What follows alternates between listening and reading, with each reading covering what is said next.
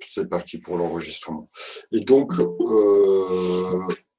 on va donc s'atteler aujourd'hui à l'application qui est celle que je reprends tout de suite d'Alex Sanchez qui souhaite démissionner. On va voir un petit peu dans quelles conditions cette démission peut être acceptée et puis mettre en application ce que vous avez pu lire sur le cours sur la démission.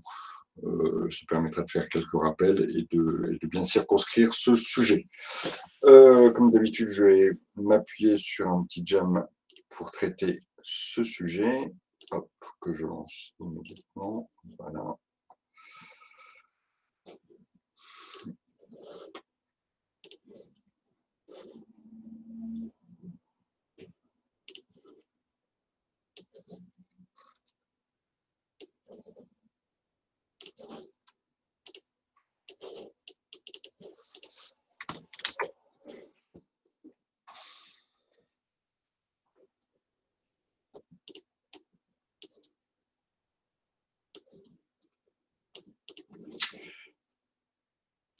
Je vous partage tout ça.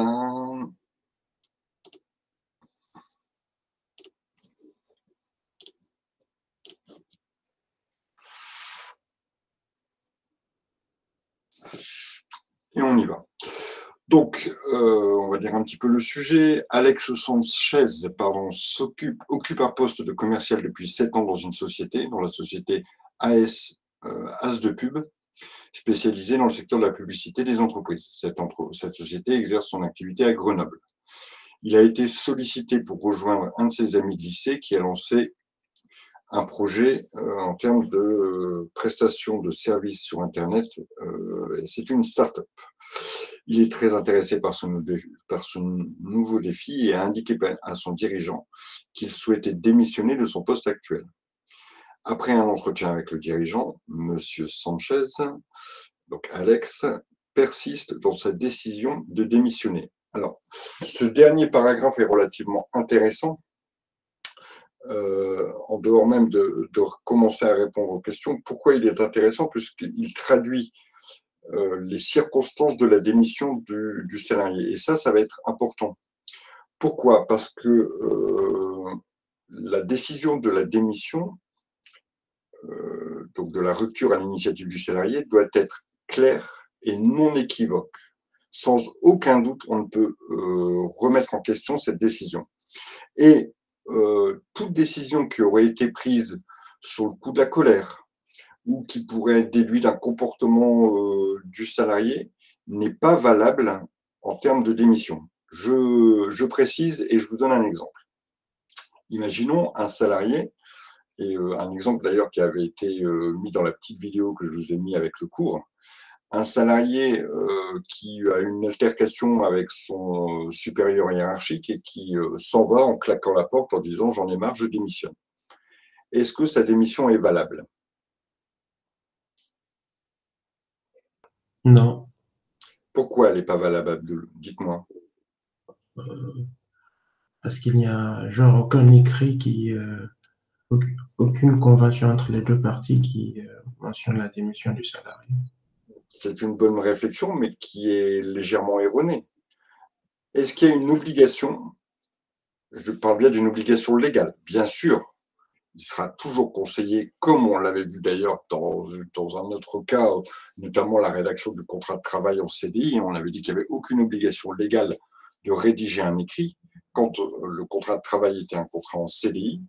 Là, on a la même chose pour la démission. Il n'y a aucune obligation que la démission soit matérialisée par un écrit, par un courrier. D'accord. Si les deux parties s'entendent sur une démission, que le salarié exprime clairement, sans ambiguïté, de façon très dénuée de tout enfin, en tout cas, c'est clair pour lui. Je suis en train de chercher mes mots. D'une décision non équivoque, voilà, je cherchais ce terme, et qu'il n'y a pas d'écrit, la démission sera tout à fait valable, même si elle est donnée de façon orale. Il n'y a pas d'obligation d'écrit, bien sûr, en pratique, ça c'est le cadre légal, mais bien sûr en pratique, toute démission sera constatée par l'envoi d'une lettre recommandée qui permettra voilà, de fixer au moins la date de départ du préavis et vraiment voilà, de notifier, de signifier à son employeur qu'on souhaite démissionner. Mais ici, dans le cas que je vous proposais, c'est-à-dire celui d'un salarié qui, sous le coup de la colère, décide de démissionner, ce type de démission n'est pas légalement conçu comme une démission non équivoque. Tout simplement parce qu'elle a été prise sous le coup de la colère. Et que, au moment où le salarié a donné sa démission, il n'avait pas forcément toute sa capacité de discernement. Dès lors, il peut très bien, en rentrant chez lui, en ayant repris ses esprits, en s'étant calmé un petit peu, envoyer un courrier en disant que ben voilà, les mots qui ont été prononcés, qui étaient prononcés sous le coup de la colère et qu'il avait nullement envie de démissionner. Donc on voit ici qu'un salarié même avec un écrit, par exemple, je suis en colère et je marque sur un morceau de papier, j'en ai marre, je démissionne à compter d'aujourd'hui, basta, je signe, je donne ça à mon supérieur hiérarchique. Même ce type de démission, je pourrais éventuellement revenir en arrière. Bien sûr, à moi de démontrer qu'au moment où je l'ai donné, je n'avais pas forcément conscience de ce que je faisais parce que j'étais en colère, par exemple.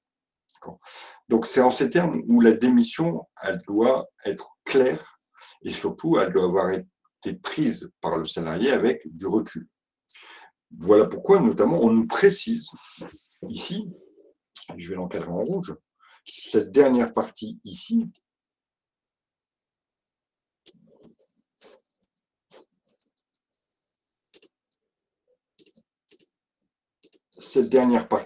permet de dire, voilà, il n'y a aucun problème avec la démission, puisque la démission n'a pas été prise sous le coup de la colère, puisqu'il y a déjà eu un premier moment où Alex a indiqué à son dirigeant qu'il souhaitait démissionner, et que dans un deuxième temps, donc il a eu largement le temps de réfléchir, après un entretien, il persiste dans sa décision de démission. Donc il n'y a pas de problème sur la démission d'Alex. D'accord ? Et je voulais juste vous faire ce rappel à titre liminaire. Il faut que la démission soit claire, qu'elle ait été prise avec du recul par le salarié.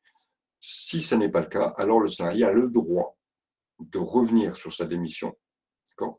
Très rapidement, bien sûr, il faut qu'il le fasse rapidement. D'accord ? Et l'employeur, enfin le retour du salarié, la non-démission du salarié s'impose à l'employeur. Il ne peut pas, lui, faire autrement que de reprendre le salarié. Donc, il y a vraiment ce petit point. Alors, bien sûr, restera le problème probatoire, restera le problème de preuve. Prouver que je n'étais pas dans mon état normal, que j'étais sous le coup de la colère. Alors, ça peut se prouver avec les mots qui ont été prononcés. Ça peut se prouver, bien sûr, avec un témoin ou autre chose.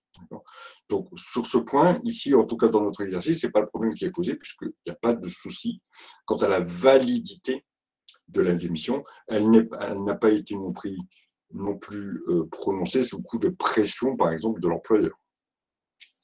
Donc, pas de souci sur la validité de l'employeur, sur la validité, de la démission. Concernant maintenant les questions qui étaient relatives à ça, hop, je prends juste les questions dans un premier temps, les mettre sur notre drive. Voilà.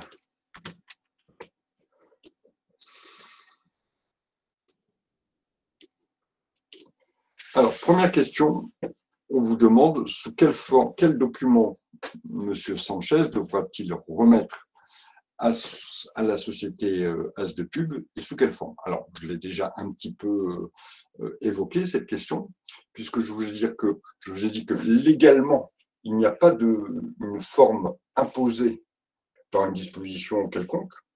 Alors, il pourrait y avoir éventuellement des dispositions dans des conventions collectives ou encore même dans le contrat de travail ou encore même dans le règlement de l'entreprise. Et ça, il faudrait voir au cas par cas quelles sont les dispositions de la convention collective qui pourraient éventuellement imposer une forme particulière à la démission. En tout cas, sur le socle commun du droit du travail, il n'y a pas de forme obligatoire. Dès lors, la démission, elle peut être donnée à l'oral, elle peut être sous forme d'un mail, ou encore sous forme d'une simple lettre, ou encore sous forme d'une lettre avec un accusé de réception. Une lettre recommandée avec un accusé de réception. Donc, de base, il n'y a pas une forme imposée. Malgré tout, en pratique, on conseillera toujours à un salarié qui veut démissionner, et même quand, si Alex ici, dans le cas qui nous est présenté, si Alex avait eu un entretien avec son employeur et qu'il lui confirmait son intention de démissionner, l'employeur, il lui sera fortement recommandé de demander à Alex de lui envoyer un courrier, d'accord, une lettre recommandée avec accusé de réception, qui permettra au moins de fixer les choses et qui permettra d'établir surtout la preuve de la volonté de la démission de l'employé. Donc, de base, pas de forme requise. Par contre, sauf s'il y a un accord collectif ou bien si le contrat de travail le précise, mais malgré tout, ici, il conviendra de recommander fortement à l'employeur de demander au salarié qu'il lui fasse un écrit sous la forme d'une lettre recommandée avec accusé de réception. Voilà pour cette première question. Y a-t-il des questions par rapport à la réponse que j'ai apportée ou aux réponses que vous avez apportées? Vous pouvez reprendre, s'il vous plaît, monsieur. Alors, je reprends et après je donne la parole à Diana. Je disais qu'il n'y a pas de forme particulière. Quand ici on vous dit quel document Monsieur Sanchez, donc Alex, le salarié qui veut démissionner, devra-t-il remettre à la société?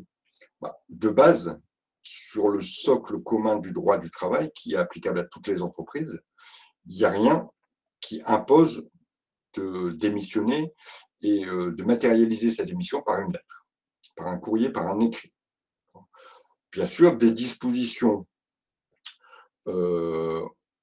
d'ordre conventionnel ou encore d'ordre contractuel peuvent imposer cette forme. C'est-à-dire que la convention collective applicable à l'entreprise, on en aura un extrait tout à l'heure, la convention collective applicable à l'entreprise peut très bien imposer aux salariés une certaine forme pour matérialiser sa démission. Donc, de base, il n'y a pas de forme. On peut très bien passer par l'oral.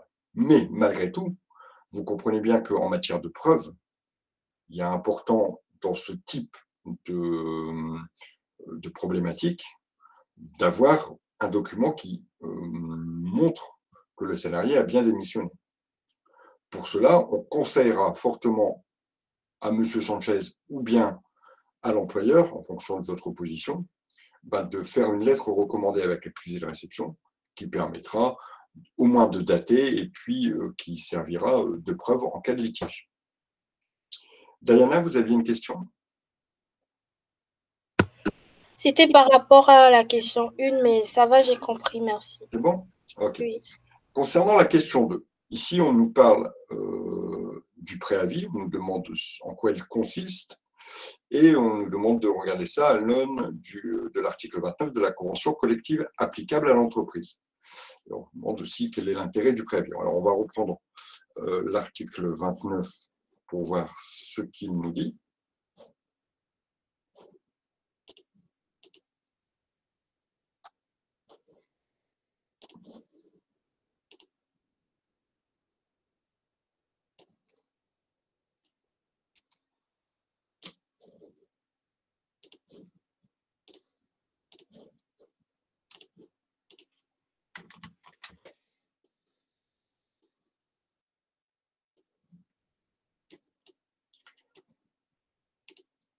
Voilà.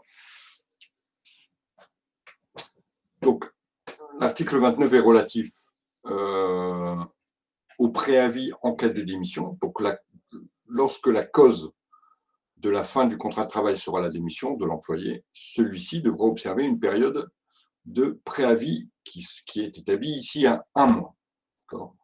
Cette période n'est pas applicable pendant la période d'essai, c'est-à-dire que si la démission du salarié a lieu pendant la période d'essai, vous savez, c'est cette période pendant laquelle le salarié et l'employeur peuvent mettre fin au contrat de travail sans avoir à justifier d'un motif. avec un effet très rapide. Et justement, donc l'effet très rapide vient notamment d'une procédure accélérée, mais aussi parce qu'il n'y a pas de période d'essai applicable, il n'y a pas de période de préavis donc applicable lorsque la démission a eu lieu pendant la période d'essai. Donc ici, on vous indique aussi que le salarié, pendant le préavis, est autorisé à s'absenter 2 heures par jour pour lui permettre de retrouver du travail. La période de la journée pendant laquelle elle pourra disposer de ces heures devra faire l'objet d'un accord avec l'employeur. En cas de désintéressement, ça sera 1 jour sur 2. D'accord ? Au niveau de la plage horaire, un jour, l'employeur choisira la plage horaire des 2 heures données au salarié et un jour, ça sera le salarié qui choisira la plage horaire. Et c'est quand même important, c'est-à-dire que tous les jours de travail, évidemment, le salarié qui normalement fait des horaires, on va dire, dans le cas d'un salarié classique, des horaires de 7 heures par jour, finalement, il viendra travailler que 5 heures, et 2 heures lui seront, entre guillemets, offertes, puisque ces heures sont rémunérées, c'est ce qui est indiqué à la fin de cet article. 2 heures pendant lesquelles ça lui permettra de chercher un emploi, alors qu'on est plutôt dans un salarié qui démissionne. Bon, a priori, généralement, le salarié, quand il démissionne, c'est parce qu'il a trouvé mieux ailleurs. Mais ici, la convention collective est quand même très avantageuse à l'égard du salarié qui démissionne, puisqu'on lui offre, payé par l'employeur, 2 heures qui lui permettront de faire des recherches d'emploi. Et il faut savoir aussi qu'il n'a pas justifié de la réalité d'une recherche d'emploi pendant ces 2 heures.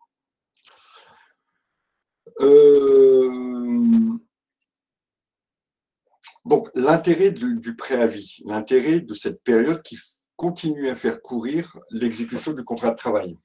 Après une démission, et ça s'entend aussi généralement après, sauf cas particulier, après un licenciement pour raison économique ou pour faute simple. Vous savez que pour le licenciement pour faute grave ou faute lourde, la période de préavis est supprimée. Donc, puisque ce type de motif demande à ce que le salarié parte tout de suite de l'entreprise. Il ne permet pas le maintien du salarié dans l'entreprise. Donc, outre ces 2 cas, en dehors de ces 2 cas, dans tous les autres cas de la démission ou bien ici, du licenciement ou bien de la démission, provoque cette période pendant laquelle le contrat va continuer.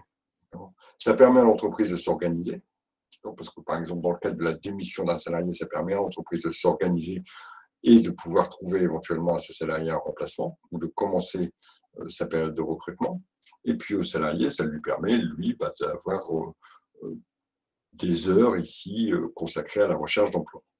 Cette période, bien sûr, elle est payée, évidemment, par l'employeur. Et le préavis peut ne pas être effectué.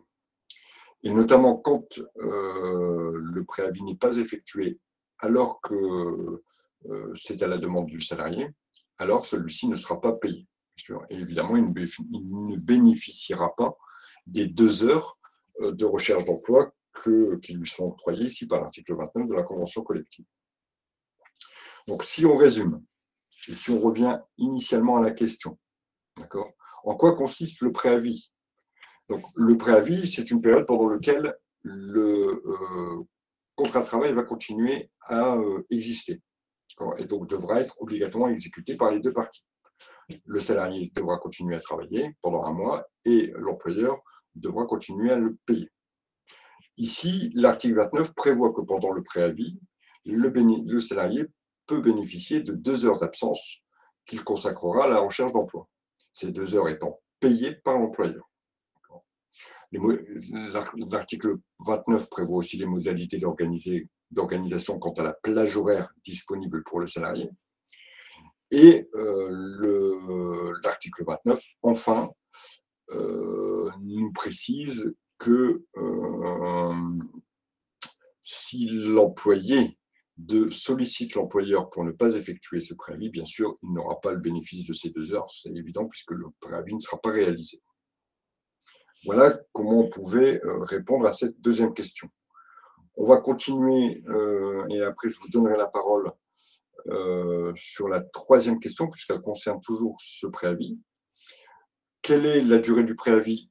On l'a vu conventionnellement, c'est une durée de 1 mois.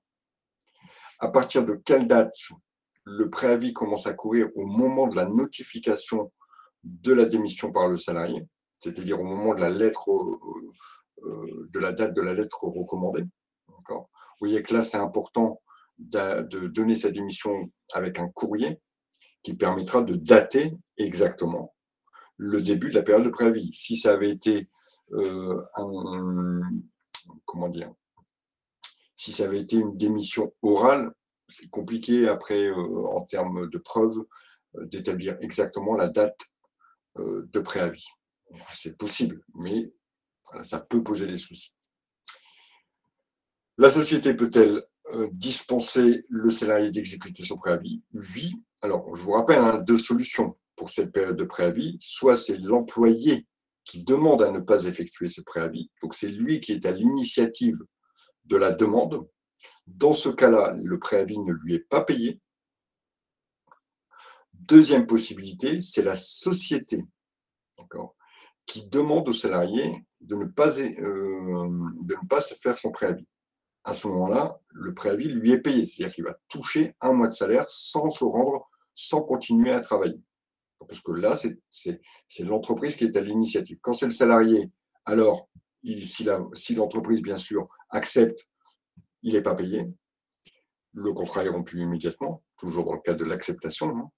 Par contre, si c'est l'entreprise qui demande au salarié de ne pas effectuer son préavis parce que simplement elle a déjà trouvé le remplaçant ou elle ne veut pas que le salarié reste dans l'entreprise, ça peut arriver. Alors, dans ce cas-là, quand c'est l'entreprise qui est à l'initiative, le préavis sera payé, le mois sera payé. Et bien sûr, le salarié ne viendra pas travailler. Y a-t-il des questions concernant cette notion de préavis? C'est pas très compliqué. Oui, pour la date. Alors, la date, le préavis commence à courir au moment où l'employeur reçoit le courrier recommandé du salarié. À partir du moment où il est informé. Alors on peut concevoir aujourd'hui qu'on peut donner sa démission par mail, par exemple. Bon, on arrive aujourd'hui à avoir une trace du mail, une date du mail, etc. En termes probatoires, ça peut passer, mais on préférera quand même le courrier recommandé. Donc, à la première présentation du courrier recommandé, ça sera la date de départ du préavis. Je vous écoute, Abdel. Monsieur, moi, je pensais que la date, la période de préavis pendant laquelle le contrat était maintenu était de 2 mois. Était de 2 mois. Alors, il n'y a pas vraiment de date, il n'y a pas vraiment de période. En tout cas, il n'y a pas de période légale. D'accord? Il n'y a pas de période légale. La période, elle est tout le temps. Okay. Soit contractuelle ou soit conventionnelle. C'est-à-dire que soit elle figure dans la convention collective applicable à l'entreprise, je vous rappelle, c'est ce texte qui, en secteur d'activité par secteur d'activité, donne des dispositions particulières, ou elle est prévue très souvent, très souvent, elle est prévue dans le contrat de travail. Et elle peut être de 2 mois dans le contrat de travail. D'accord? Mais dans tous les cas, elle ne peut pas être supérieure si, par exemple, ici, la convention collective, on le voit, la convention collective dit que la période de préavis est de 1 mois. Le contrat de travail peut dire que la période de préavis est de 15 jours, mais ne peut pas dire que le préavis est de 2 mois. Le contrat de travail ne peut pas donner un préavis supérieur à ce que la convention collective indique. Alors, au moment de son départ, quelles sont les sommes qui seront versées à M. Sanchez? Dites-moi ce que vous pensez de ça, sur la troisième question. Alors, je vais plus la matérialiser, d'accord?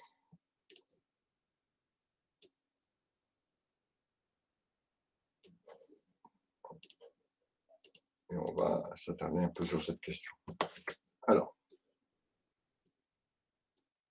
Monsieur Sanchez, donc, imaginons, on va imaginer, d'accord, pour que on puisse mettre des dates sur tout ça, d'accord, qu'il a envoyé sa lettre de démission, ou l'employeur a reçu sa lettre de démission le 15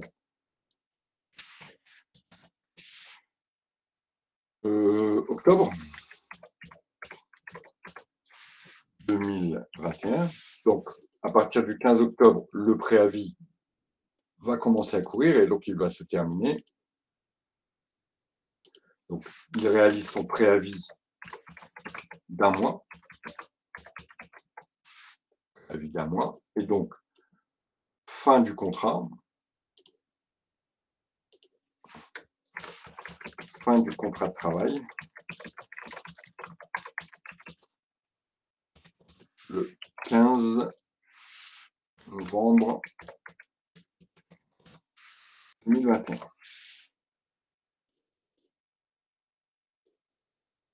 Alors, qu'est-ce qui va se passer le 15 novembre 2021? Bien sûr, on va devoir lui remettre des sommes. Qu'est-ce qu'on va lui donner comme somme le 15 novembre 2021? Dites-moi. Une indemnité. Comment? Une indemnité. Une indemnité. Alors, somme versée.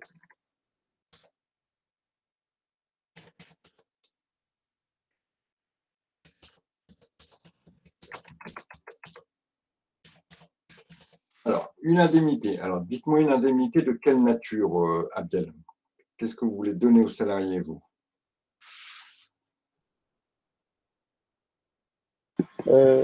Une indemnité qui compose la période du préavis. Alors, d'accord. D'accord, mais ce ne sera pas une indemnité puisque pendant le préavis, d'accord? Donc, le préavis qui court du 15 octobre au 15 novembre. C'est une période de travail normale. Le salarié va venir travailler. Il aura le droit à ses 2 heures de recherche d'emploi par jour. Mais dans tous les cas, comme je vous le disais, le préavis, lui, c'est le contrat de travail. Pendant ce temps de préavis, le contrat de travail continue à être exécuté par les parties de façon tout à fait normale. Le salarié doit travailler, l'employeur doit fournir un travail au salarié, lui doit lui donner les conditions de travail correctes et aussi doit lui payer son salaire. Donc, effectivement, comme Aïta le proposait, et comme vous le proposiez sous forme d'indemnité, mais ce ne sera pas une indemnité, il aura donc son salaire. Donc, son salaire. Alors, on va imaginer que notre salarié, il est payé tous les fins de mois, hein, d'accord? Son salaire de la période du 1er novembre au 15 novembre, puisque la période du 15 octobre au 30 octobre ou au 31 octobre, il aura été payé avec son mois d'octobre normal. D'accord? Donc ici, il a d'abord le salaire du mois de novembre, ce qui est normal puisqu'il ne l'a pas touché encore. Alors, salaire pour la période du 1er au 15.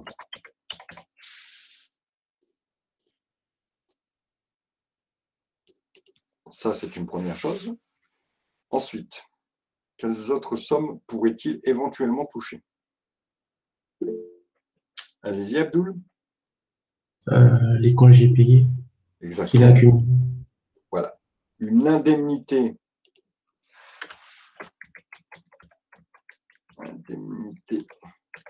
de congés payés.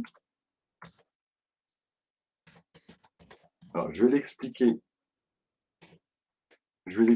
très rapidement parce qu'on aura un cours spécifique sur les congés payés et donc bien sûr sur les indemnités quand les congés ne sont pas pris. Les congés payés que l'on acquiert chaque mois de travail, d'accord, ce sont des jours que l'on doit prendre, bien sûr, avec des périodes bien déterminées. Ne vous inquiétez pas pour tout ça, on reviendra en détail sur la période d'acquisition et sur la période de prise de congé. Mais quand je n'ai pas pu prendre mes congés, d'accord, et qu'il me reste un certain nombre de jours, et que mon contrat se termine, d'accord, on va traduire ces jours en une somme.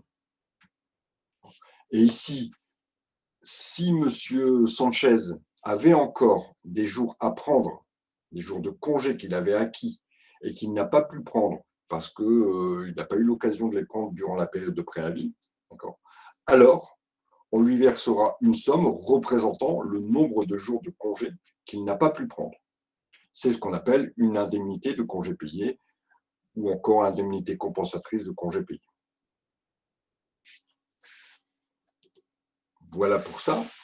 Y a-t-il d'autres sommes que va percevoir le salarié démissionnaire? Le paiement des heures supplémentaires, je suis d'accord avec vous, Grace. Ça fait partie du salaire pour moi, mais effectivement, vous avez raison. S'il y a eu bien sûr des heures supplémentaires, les heures supplémentaires qui lui sont dues. Rihanna, je vous écoute. Vous avez anticipé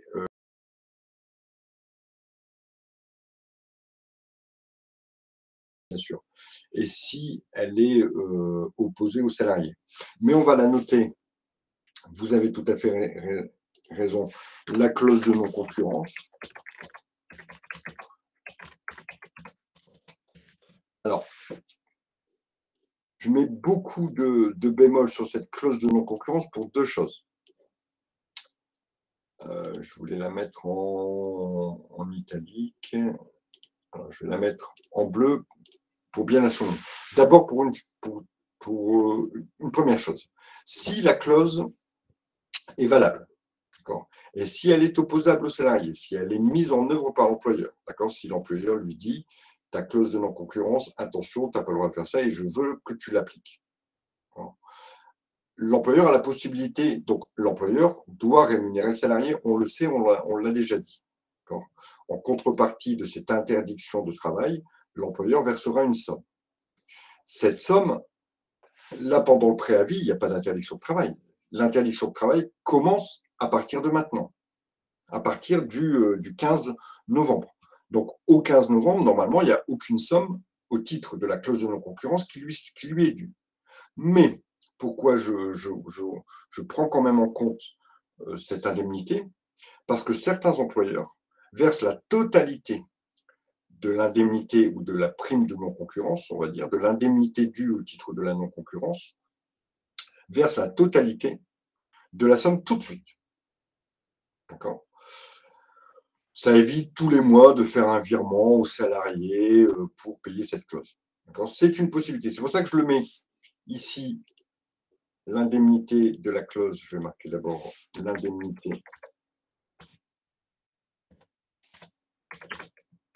de la clause de non-concurrence, mais pas obligatoirement. Mais ça se peut. Ça serait tout à fait possible. Deuxième chose, concernant cette clause de non-concurrence, sur laquelle on va revenir après, l'employeur peut délivrer le salarié de la clause. C'est-à-dire que l'employeur dit, tu avais une clause de non-concurrence dans ton contrat, mais moi, je n'ai pas envie de te la payer. Donc, tu as le droit d'aller travailler. Finalement, on ne la fait pas jouer. Je te délivre de cette interdiction d'aller travailler ailleurs. Pourquoi? Parce que, imaginons que le salarié ne représente finalement pas une menace pour les intérêts économiques de l'entreprise. Potentielle, une menace potentielle. Ou tout simplement parce que les sommes qui sont en jeu au titre de l'indemnité sont un peu gênantes pour l'employeur. On va imaginer que le salarié, que la clause avait prévu 30% des derniers salaires des 6 derniers mois, d'une moyenne des 6 derniers mois. Et que le salarié, pendant ces 6 derniers mois, c'est un commercial qui a fait de grosses commissions et finalement on aboutit à une somme qui est relativement importante et que l'employeur tique un peu à payer. Donc dans ces cas-là, il peut très bien délivrer le salarié de sa clause de non-concurrence, donc ne pas l'appliquer. Donc le salarié, bien sûr, dans ce cas-là, il a le droit d'aller travailler dans une entreprise concurrente, dans n'importe quelle zone, etc. On connaît les conditions d'application, les conditions de validité de la clause de non-concurrence. Et à ce moment-là, l'employeur ne la paiera pas. Donc voilà un petit peu les différentes options qu'on a quant à cette indemnité de clause de non-concurrence. Y a-t-il d'autres indemnités auxquelles vous pensez? Ou d'autres sommes auxquelles vous pensez? Abdoul? Les différentes primes acquises. Alors, oui, bien sûr. Alors, je vais le noter ici. Alors, pour moi, ça fait partie du salaire de la période, hein. Mais vous avez raison. Je vais noter avec ce qu'avait marqué les heures sup éventuelles, s'il y en a eu, bien sûr. Voilà, comme les primes dues, les primes qui seraient dues,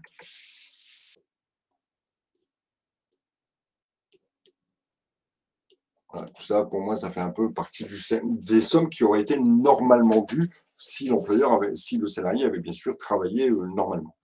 Donc, je vais arrêter de vous torturer sur ça, puisque finalement, j'attendais ce que vous me parliez d'une prime d'émission, par exemple, ce qui n'existe pas du tout. D'accord ? Alors, autant on l'a quand on a le licenciement, on sait qu'il y a des primes de licenciement ou des indemnités plutôt de licenciement qui sont versées aux salariés. D'accord ? On est à un 5e par année d'ancienneté. Ça, on aura l'occasion de le voir dans un autre télé. Mais ici, il n'y a pas d'autres sommes que les sommes relatives au salaire ou les sommes contractuelles, hein, des primes, les heures supplémentaires qui auraient pu être faites, le salaire normal qui doit être versé.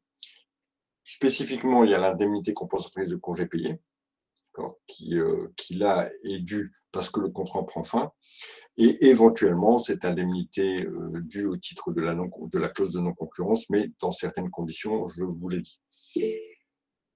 Allez-y, Abdel. Monsieur, j'aurais une question. Pourquoi le salarié n'a pas droit à l'indemnité de chômage? Alors, l'indemnité de chômage, d'abord, première chose. L'indemnité de chômage, est-ce qu'il y a une question pour pas que j'embraye très rapidement? Je pense pas que.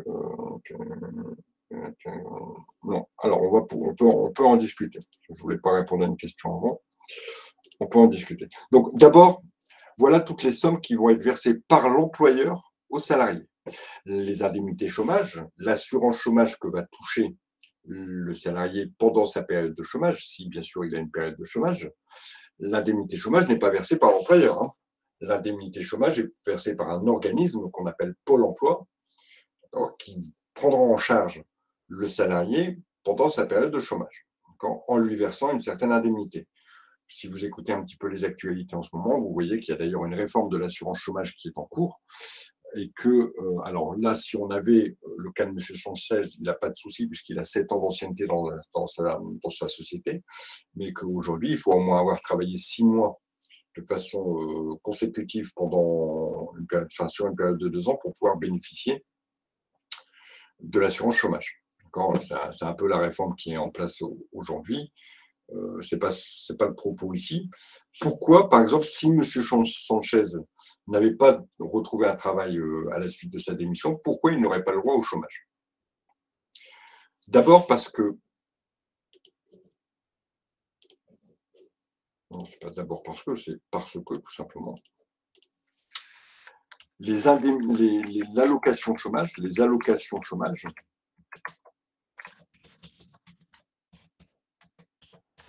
versées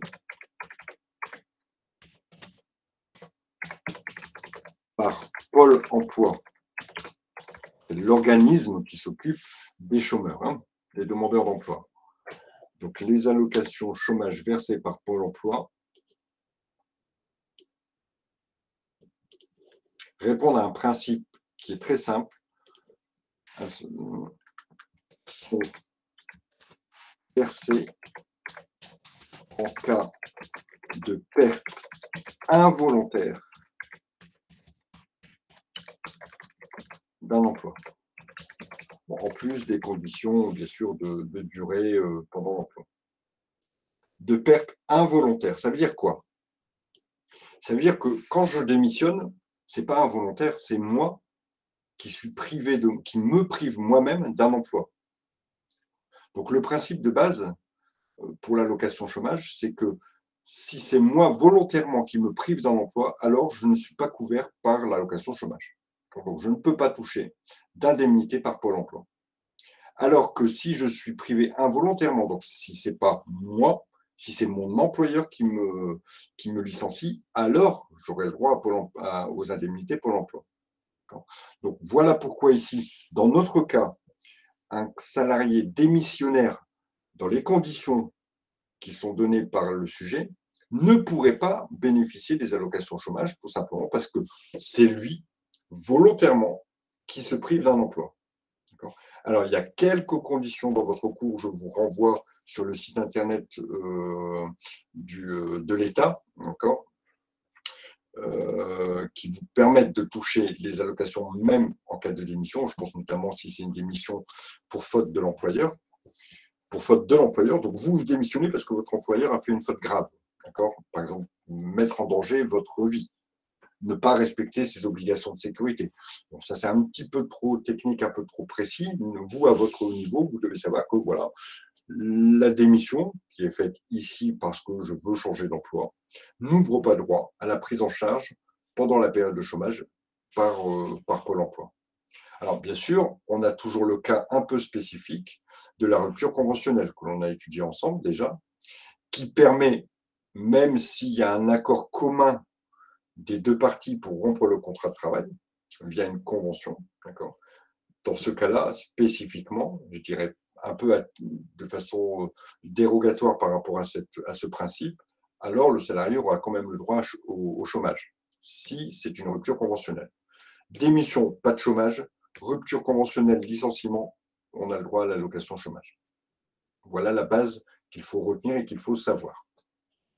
Donc voilà pourquoi notre salarié ici ne bénéficiera pas de l'allocation chômage. Alors, la question suivante, elle est sur les documents qu'il va falloir remettre. Et est-ce qu'on va devoir lui faire signer un document? Alors, il y a 3 documents qu'il va falloir lui remettre.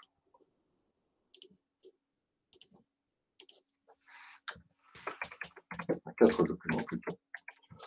Les documents à remettre au salarié. Donc, bien sûr, ces documents-là, c'est l'employeur qui va les établir et qui va les remettre au salarié. Alors, normalement, légalement, il doit les remettre dès la fin de contrat. Il peut y avoir un petit temps pour établir, bien sûr, tous les documents. Il peut y avoir un petit temps, mais qui ne doit pas être excessif et surtout qui ne doit pas gêner le salarié dans sa recherche d'emploi, dans son inscription à Pôle emploi, etc., etc. Alors, quels sont les documents qu'il va falloir remettre? Il va falloir d'abord lui remettre ce qu'on appelle un certificat de travail.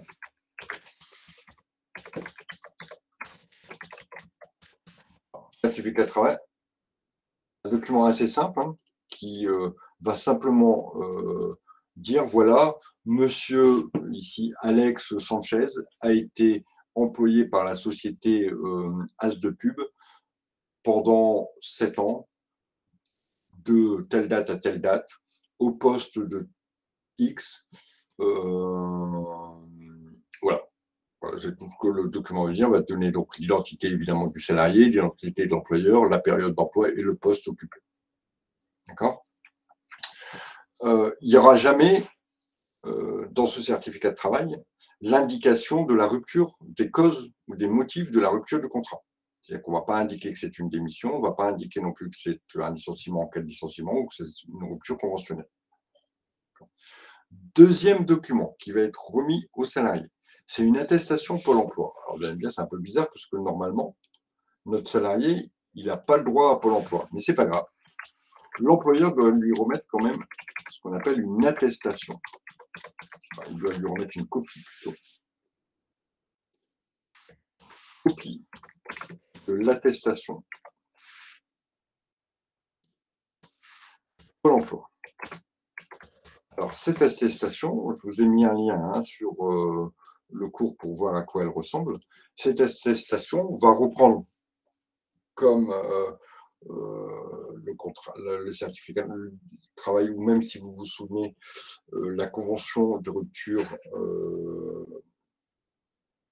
qu'on avait étudiée en premier, va reprendre l'identité du salarié, va reprendre l'identité de l'employeur, va reprendre le poste occupé, va reprendre les rémunérations qui ont été versées et qui vont servir de base au calcul d'éventuelles prestations d'allocation chômage, d'éventuelles, parce que ce n'est pas parce qu'il y a l'attestation qu'il y aura prise en charge par Pôle emploi, on l'a vu précédemment.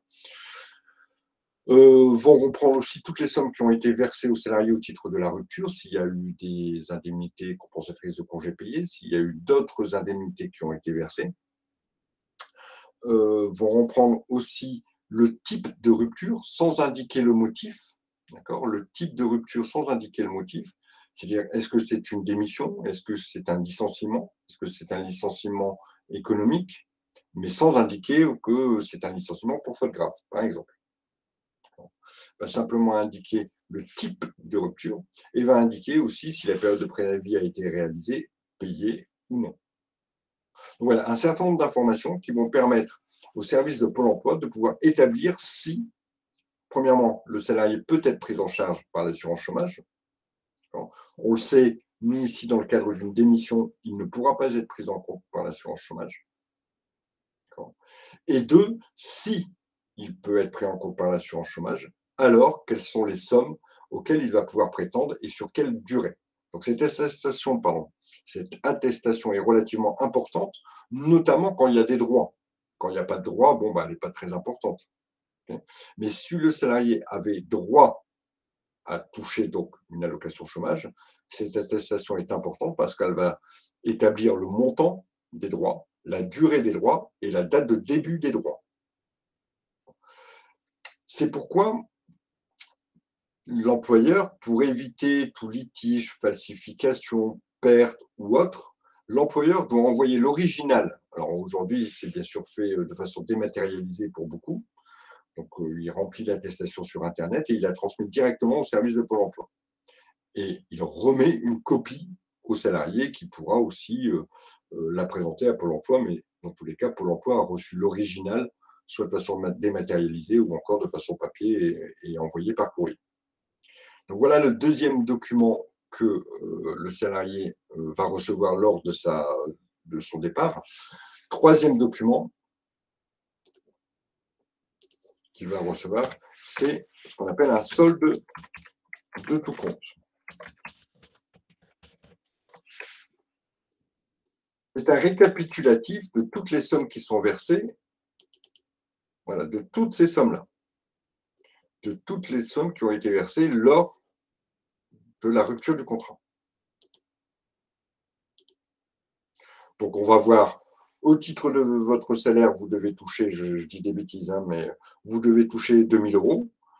Votre indemnité compensatrice de congé payé, vous devez toucher, je ne sais pas, 1 000 € par exemple. On déduit les charges que l'on retient et donc finalement, l'entreprise vous fait un chèque de 2 500 €. C'est un document qui indique les sommes, ce n'est pas un document qui est une preuve. Alors, ça prouve le montant qui sont versés, mais ça ne prouve pas le versement. Ça veut dire que ça veut dire que ce n'est pas parce que je signe ce solde de tout compte que je suis d'accord avec les sommes qui me sont versées. Ça veut dire quoi? Ça veut dire qu'éventuellement, derrière, je peux tout à fait contester devant un tribunal, devant une juridiction, les sommes qui sont portées sur le solde de tout compte, même si je l'ai signé. Donc je dis, OK, votre calcul, c'est ça. OK, je le signe, vous m'indiquez, je prends acte et en quelque sorte, cette signature du solde de tout compte, puisqu'il y a un exemplaire qui va être gardé par l'entreprise et un exemplaire qui va être remis au salarié, ce document m'indique les sommes. C'est tout. Un, ça ne veut pas dire qu'elles me sont réellement payées. Et deux, ça ne veut pas dire que je ne peux pas les contester. Dans tous les cas, je peux toujours les contester et je peux toujours aussi contester le fait qu'elles m'aient été payées. Donc voici le troisième document que va remettre l'entreprise au salarié qui quitte ses fonctions. Et enfin, dernier document, ce sera un récapitulatif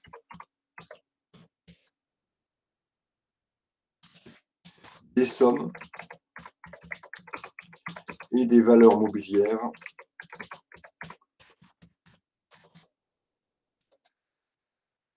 j'expliquais ceci, dû au titre de la participation de l'intéressement et des placements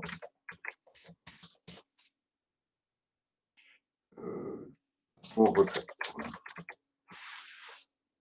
Alors, dû au titre de la participation, de l'intéressement et des placements en retraite, des valeurs mobilières Alors, vous retrouvez l'intitulé exact dans votre cours. Donc, c'est quoi? Il existe certains dispositifs que l'on va étudier dans un des derniers chapitres en deuxième année. Que vous allez étudier peut-être ensemble ou pas, mais dans tous les cas, qui fait partie du programme de deuxième année. Et ces dispositifs permettent, pour certains de façon obligatoire, d'autres facultatifs, d'autres dispositifs, je pense notamment à l'intéressement ou encore au placement de retraite, permettent à l'entreprise d'octroyer des sommes aux salariés. Alors, en fonction, par exemple, la participation, c'est en fonction du résultat, l'intéressement, c'est l'entreprise elle-même qui va fixer cette sorte de prime qui va être octroyée aux salariés. Bien souvent, c'est aussi en fonction du résultat. Mais ces sommes ne sont pas forcément disponibles pour le salarié immédiatement. Alors, elles vont être placées. Alors, pour les placements en retraite, c'est une évidence, mais pour la participation et l'intéressement, les sommes peuvent être placées pendant 5 ans avant d'être disponibles pour le salarié. Ça veut dire quoi? Ça veut dire que si dans mon entreprise, imaginons, il y a un accord de participation qui oblige l'employeur à verser des sommes en fonction du résultat de l'entreprise, en fonction des bénéfices de l'entreprise. Allez, on va prendre un exemple. Pendant 2 ans, l'employeur a dû verser à chaque salarié 500 € au titre de la participation. Donc, c'est une petite partie du bénéfice de l'entreprise qui est reversée aux salariés. Ces sommes sont placées pendant 5 ans sur des comptes spécifiques et ne seront disponibles pour le salarié que, bien sûr, au bout de la 5e année. Alors, sauf disposition particulière, mais je ne rentre pas dans les détails puisque ça va être vu en détail en 2e année. Malgré tout, quand le salarié quitte l'entreprise, il faut bien qu'il y ait quelque chose qui lui dit attention, vous avez de l'argent placé sur un compte que vous pouvez récupérer. Alors, la démission est un motif de récupération, mais éventuellement que vous pourrez récupérer dans 5 ans avec des intérêts, etc. Donc, il faut bien un document que le salarié puisse conserver et avec lequel il puisse faire valoir ses droits au moment venu. Donc, c'est ce document qu'on appelle le récapitulatif des sommes ou des valeurs mobilières de placement, signé valeurs mobilières dues au titre de la participation et de l'intéressement. Donc, voilà les 4 documents que le salarié va recevoir lors de sa rupture de contrat de travail. Et ce sont les mêmes 4 documents que l'on retrouve lors de ruptures qui ont été faites suite à un licenciement ou suite à une convention de rupture.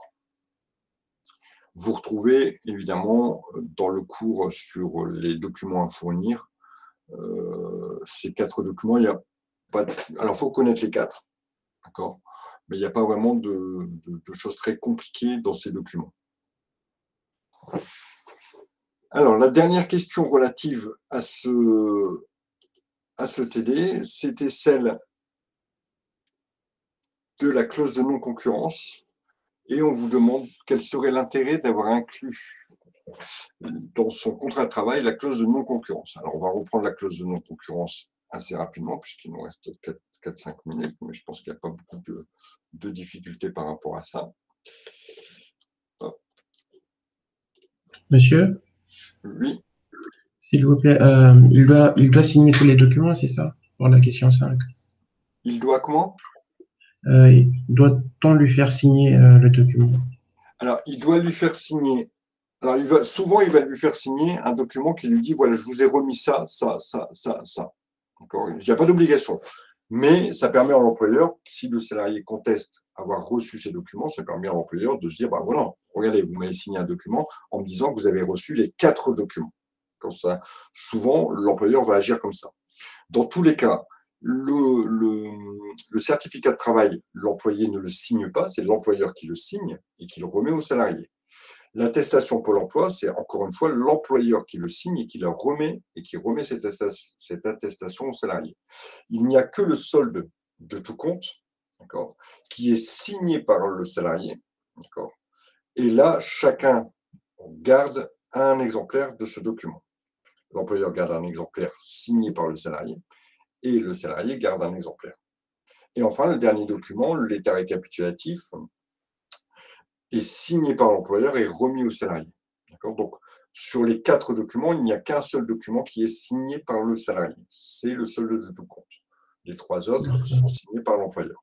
Mais je vous dis encore une fois, l'employeur, souvent, même s'il n'y a aucune obligation, va donner un document qui va dire, voilà, va remettre au salarié ou va demander au salarié de lui signer un document qui dit qu'il lui a bien remis le certificat de travail, bien remis l'attestation pour l'emploi, bien remis le solde de tout compte et bien remis l'attestation récapitulative des sommes dues au titre de la participation ou de l'intéressement.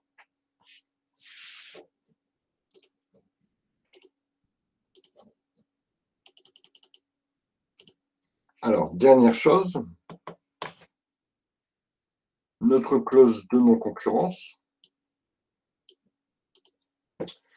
Alors ici, on nous indique donc que M. Sanchez, lorsqu'il cessera ses fonctions dans l'entreprise, as de pub, pour quelque raison que ce soit, au terme de la période d'essai, pourra exercer, enfin, bien sûr, au terme de la période d'essai, ne pourra exercer une activité concurrente à celle de l'employeur. On voit, voilà, ça c'est une clause de non-concurrence. Elle est valable en dehors, bien sûr, d'une rupture pendant la période d'essai. Donc, elle est valable ici, puisque ici, on n'est plus en période d'essai. Il a une ancienneté de 7 ans dans l'entreprise et il démissionne. Donc, pour l'instant, notre clause, elle est tout à fait valable. L'interdiction concurrentielle de M. Sanchez est limitée à 6 mois, à partir du moment où il ne sera plus en fonction. On sait que la clause, pour être opposable au salarié, doit être limitée dans le temps, limitée géographiquement, limitée sur un secteur d'activité et doit être rémunérée. Donc, premièrement, pour l'instant, on en a pas mal. Ensuite, on nous indique que dans le cas où le préavis ne serait pas effectué, cette interdiction de non-concurrence s'appliquera dès la cessation effective des fonctions. S'il effectue pas son préavis, c'est tout de suite. S'il effectue son préavis, évidemment, la clause est valable. Enfin, la clause commencera à s'appliquer à la fin du préavis. Cette interdiction s'applique dans toutes les entreprises du département de l'Isère. Boum, limitation géographique. En contrepartie, l'entreprise versera à M. Sanchez une somme au titre de l'indemnité de non-concurrence de 1 000 €. On voit que la somme n'est pas dérisoire. On sait que si je te verse 10 €, ça ne marche pas, ça. On a aussi un petit paragraphe qui nous dit que l'entreprise sera déchargée de verser cette indemnité dans le cas où elle libère M. Sanchez de sa clause de non-concurrence. On sait, je vous ai expliqué comment ça marchait. A priori, cette clause, pour l'instant, elle est valable. Maintenant, n'oubliez pas qu'au regard de cette validité, en termes de conditions, il faut regarder aussi l'intérêt de la clause. Est-ce qu'il y a un réel intérêt à appliquer une telle clause à un salarié? Je vous avais expliqué, là, je vous avais pris un exemple avec la femme de ménage qui ne détient pas d'informations qui pourraient porter concurrence à l'entreprise, pour laquelle donc une clause de non-concurrence est difficilement envisageable. Regardons ce que M. Sanchez fait comme boulot. Il occupe un poste de commercial. Les commerciaux sont souvent les principales fonctions visées par ce type de clause. C'est normal. On connaît le chiffre d'affaires, ils connaissent les clients, ils connaissent les produits, ils connaissent les marges, etc. Donc, ils ont un certain nombre d'informations qui pourraient éventuellement porter préjudice si elles étaient portées à la connaissance d'autres entreprises. Donc, la clause, ici, a un réel intérêt, d'accord, un réel intérêt pour protéger la société As de Pub d'une éventuelle concurrence qui pourrait être pratiquée par M. Alex Sanchez. Alors, il faudra certainement prévenir M. Alex Sanchez qu'il faudra vraiment regarder quelle est l'activité de l'entreprise qu'il entend rejoindre. Ici, on nous dit que c'est une prestation de service sur Internet. Bon, on n'a pas beaucoup de détails. Vu comme ça, ce n'est pas une entreprise concurrente. Mais encore une fois, il faudrait vraiment avoir le détail de l'activité de l'entreprise pour dire à M. Sanchez, oui, vous pouvez y aller. Sinon, malheureusement, il sera tenu par cette clause de non-concurrence et il ne pourra pas aller travailler dans son autre entreprise. Donc, évidemment, c'est peut-être des choses à regarder avant de démissionner. En tout cas, c'est ce qu'on pourrait conseiller à M. Sanchez. On ne voit pas non plus où est située l'autre entreprise, donc on ne sait pas si vraiment la clause s'applique ici, puisqu'elle est limitée au département de l'Isère, il me semble, si on regarde bien. Oui, on a une limite dans le département de l'Isère. Voilà, donc il y a un réel intérêt. Là, si on répondait à la question, c'est y a-t-il un intérêt? Oui, il y a un intérêt par le poste de monsieur, le poste occupé au sein de la société As de Pub. C'est un commercial, donc je vous dis, hein, il détient quand même un certain nombre d'informations qui pourraient être sensibles. Et si on regarde la validité de la clause, on n'a aucun souci quant à sa validité, puisque toutes les conditions de validité sont respectées et qu'il y a une finalité qui est tout à fait légitime. Y a-t-il des questions sur cette dernière partie? On avait déjà pas mal discuté sur la clause de non-concurrence. Hein. Bon, s'il n'y a pas de questions, je vais vous libérer. On se retrouve mercredi et je vous demande de préparer. Donc, alors, le TD qui était à faire normalement pour aujourd'hui, d'accord, on se décale un petit peu, on le traitera. Donc, mercredi, je ferai les décalages sur les leçons liées sur NetCampus. On le traite, donc mercredi, c'est le TD qui devait être aujourd'hui, c'est l'application Bloom. C'est le cas esthétique et santé. Ouais, esthétique et santé. C'est bon pour tout le monde? Oui. Oui. Ok, c'est super. Allez, on se voit mercredi. Bonne soirée à tous. Au revoir. Merci, au revoir. Au revoir. Merci.